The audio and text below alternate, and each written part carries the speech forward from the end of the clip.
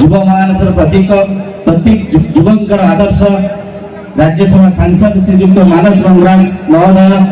और मंच उपस्थित अच्छा आउ जड़े सम्मानित अतिथि राज्यसभा सांसद सम्माननीय श्रीयुक्त सुगता जो मंच उपस्थित अच्छा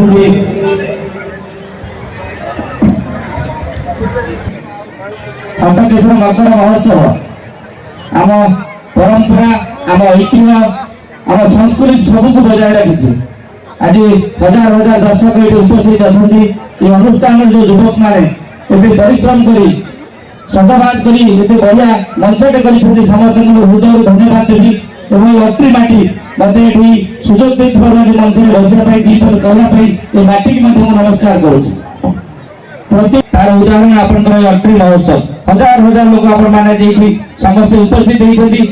महोत्सव होती प्रति माँ मान को एसएचजी माध्यम निज गोड़े निजे छिड़ा जो पदक्षेप नहीं एसएचजी स्टल पड़ी निजर जीविका जहाँ करती केमती लोक पाखे पहुंचे पारे महोत्सव महोत्सव केवल नाच गीत नुह कि रंगर नाली लाइट जो लाइट जलती सर आशा नुह आम एरिया प्रति परिवार प्रति प्रतिभा एवं कुनी कुनी छुआ माने निज पाखे जहाँ टैलेंट अच्छे मंच माध्यम केमी आगू आसिले ये महोत्सव ये मंच बहुत किसी आम एरिया को रही आम